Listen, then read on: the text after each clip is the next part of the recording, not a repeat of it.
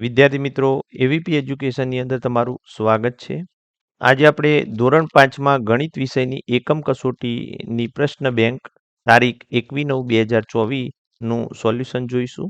તો વિડીયોને ધ્યાનથી પૂરેપૂરો જોજો. પ્રશ્ન 1 માગ્યા મુજબ જવાબ આપો. કોઈ પણ બે લખવાના હતા, પરંતુ આપણે બધા પ્રશ્નોનું સોલ્યુશન જોઈએ. તો એમાં પહેલું, બે પંચમાંશને કઈ આકૃતિ દ્વારા દર્શાવી શકાય? તો અહીંયા દર્શાવ્યા મુજબ કુલ 5 ભાગ છે અને એમાં બે ભાગની અંદર ડાર્ક કરેલું છે, એટલે કે રંગ પૂરેલો છે, માટે બીજા નંબરનો જવાબ આવશે.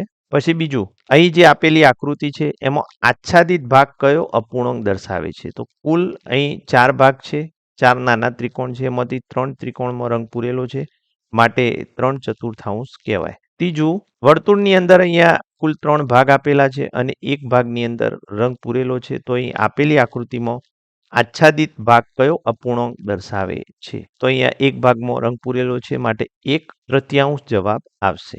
એના પછી ચોથું, 3 પંચમાંશને કઈ આકૃતિ દ્વારા દર્શાવી શકાય? તો કુલ 5 ભાગ હોવા જોઈએ અને 3 ભાગની અંદર રંગ પૂરેલો હોય. તો અહીંયા 3 ભાગમાં રંગ પૂરેલો છે અને કુલ 5 ભાગ છે, માટે બીજો જવાબ આવશે.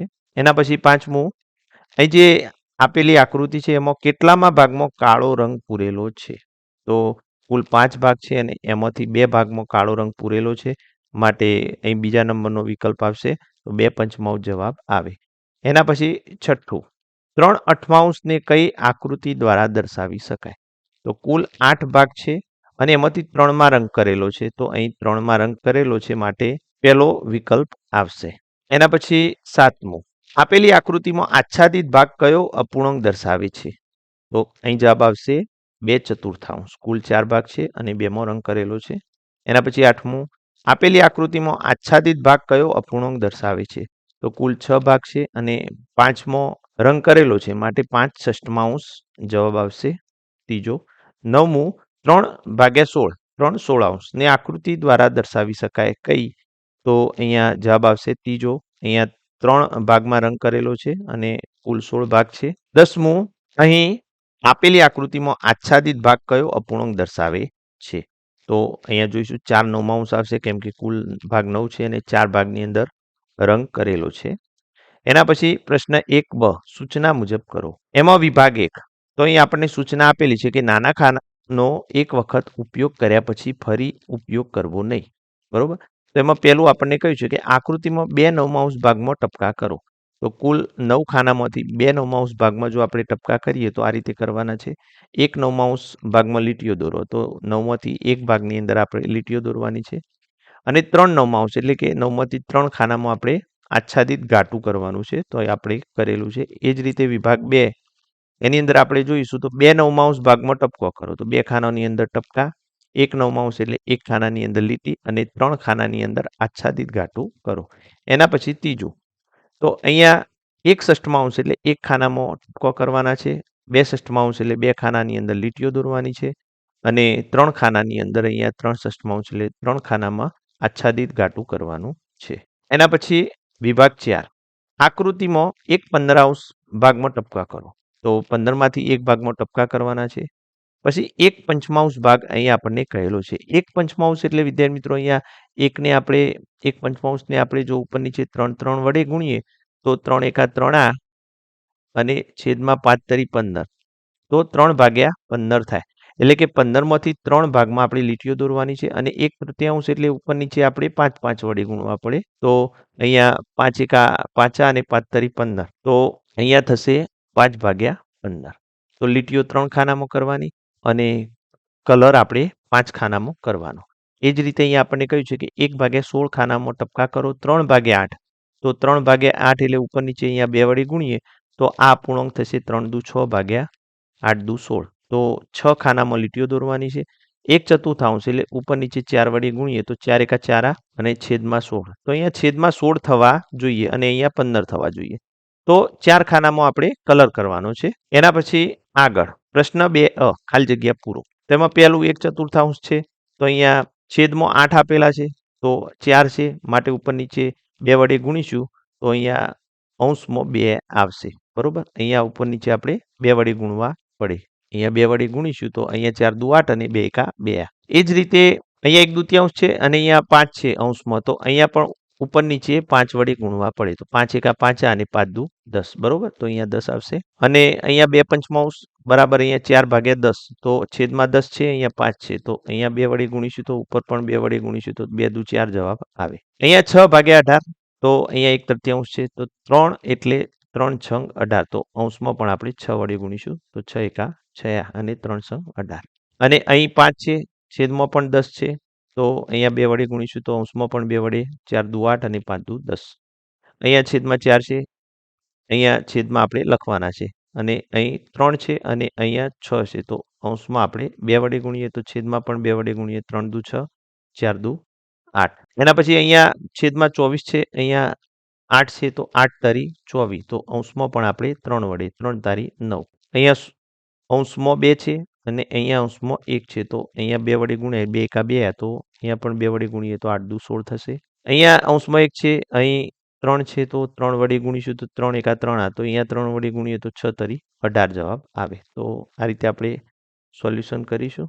એના પછી 10મું 3/5 બરાબર અહીંયા 6/10, છેદમાં 10 છે, અહીંયા 5 છે, તો 2 વડે ગુણીશું, 5 દુ 10, તો અહીંયા 3 દુ 6. અહીંયા છેદમાં 7 છે અને અહીંયા આપણે લખવાના હતા, તો અહીંયા 1 છે, અહીંયા 3 છે, તો અહીંયા 3 વડે ગુણીએ, 3 એકા 3 અને 7 તરી 21, તો અહીંયા 21 આવે. એ છેદમાં 10 છે, અહીંયા 5 છે, તો 5 દુ 10 થશે, તો અહીંયા 2 વડે ગુણીએ તો 3 દુ 6 થશે. અહીંયા અંશમાં 6 છે, તો અહીંયા 6 કરવા 6 વડે ગુણીએ, તો અહીંયા પણ 6 વડે ગુણીએ તો 6 પંચું 30 થશે. અહીં છેદમાં 14 છે, અહીંયા છેદમાં 7 છે, તો 2 વડે ગુણીએ તો 7 દુ 14, તો અહીંયા 2 વડે ગુણીએ તો 2 દુ 4. અહીં છેદમાં 18 છે, તો અહીં છેદમાં 3 છે, તો 3 સંગ 18, તો અહીં પણ આપણે 6 વડે ગુણીએ તો 6 દુ 12, તો 12 જવાબ આવે. એના પછી પ્રશ્ન 2 બ, નીચે આપેલા પ્રશ્નોના જવાબ લખો. એમાં પહેલું, વેદાંત પાસે 8 ચોકલેટ હતી, તેમાંથી 1/4 ભાગની ચોકલેટ તેને યશને આપી, તો વેદાંત પાસે કેટલી ચોકલેટ રહેશે? તો વેદાંતે 1/4 ભાગની ચોકલેટ યશને આપી, માટે તેની પાસે 3/4 ભાગની ચોકલેટ બચે. 1/4 ભાગની ચોકલેટ આપી દીધી, તો વિદ્યાર્થી મિત્રો એની પાસે કેટલો ભાગ વધે? 3/4. તો હવે તેની પાસે રહેલ ચોકલેટ બરાબર 8 ગુણ્યા 3/4 કરીશું, તો 4 દુ 8, માટે 3 દુ 6, તો 6 ચોકલેટ રહેશે, બરોબર. તો આ રીતે આપણે દાખલો ગણીશું, 6 ચોકલેટ રહેશે.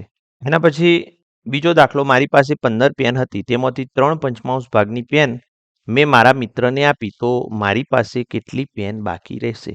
તો વિદ્યાર્થી મિત્રો 3/5 પેન જો મિત્રને આપી હોય, તો મારી પાસે રહેતી પેન 2/5 થાય, કેમ કે 5માંથી 3 ભાગ એ મિત્રને આપી દીધી, માટે 2 ભાગ એની પાસે રહે. તો હવે મારી પાસે રહેતી પેન બરાબર 2/5, અહીંયા કુલ 15 પેન છે, માટે 15 ગુણ્યા 2/5 થશે.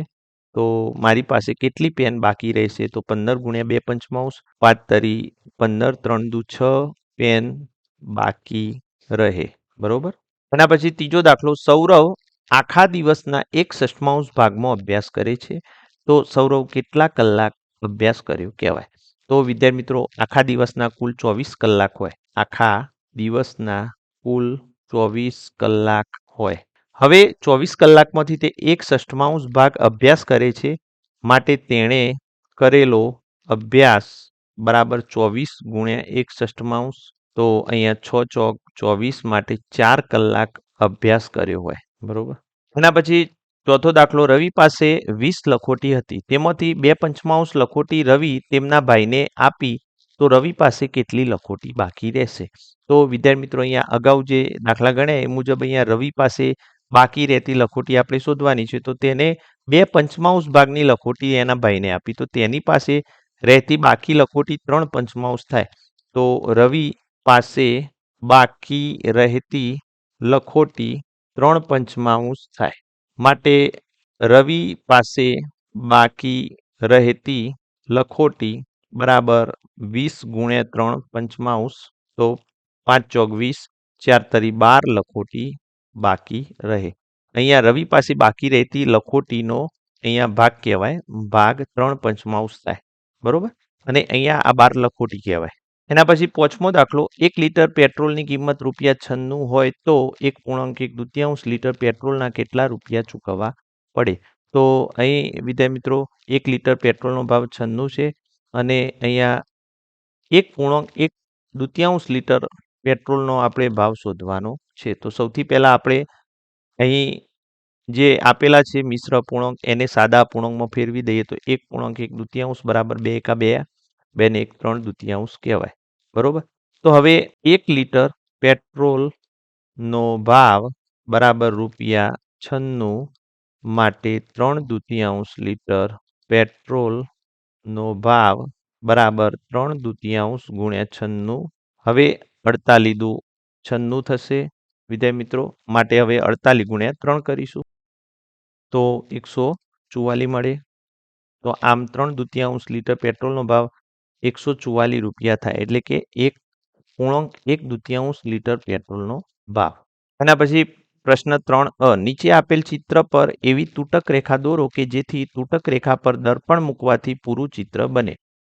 તો અહીંયા આ જે ચિત્ર આપેલું છે અહીંયા આપણે તૂટક રેખા મૂકી અને અહીંયા દર્પણ મૂકીશું તો આપણને આખું ચિત્ર એરોનું દેખાશે. એ જ રીતે અહીંયા આપણે લાલ જે તૂટક રેખા છે ને વાદળી તૂટક રેખા છે બંને જગ્યાએ મૂકીશું તો બંને જગ્યાએ આપણને દર્પણ ચિત્ર જોવા મળશે. અને અહીં પણ એ જ રીતે આપણે દર્પણ ચિત્ર જોઈ શકીશું લાલ અને વાદળી બંને લાઈન પર. અને અહીં પણ લાલ અને વાદળી બંને લાઈન ઉપર આપણે દર્પણ મૂકીશું તો દર્પણ ચિત્ર દેખાશે. અને અહીંયા આ રીતે ઊભી તૂટક રેખા મૂકવાની છે અને અહીંયા છઠ્ઠા ચિત્રમાં આ રીતે ઊભી તૂટક રેખા મૂકીશું. 7મામાં આ રીતે ઊભી અને આડી બંને જગ્યાએ મૂકી શકાય. 8મામાં ઊભી મૂકવાની છે. 9મામાં આ રીતે આડી મૂકવી પડશે તૂટક રેખા.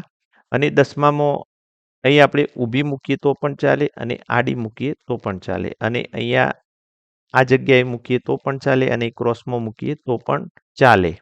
એના પછી આગળ 11મું તો અહીંયા આપણે ગમે એટલી તૂટક રેખાઓ મૂકીએ વર્તુળમાં તો દર્પણ ચિત્ર આપણને દેખાય. ગમે ત્યાં મૂકીએ વચ્ચે કેન્દ્ર ઉપર તો આપણને પૂરેપૂરું વર્તુળ દેખાય.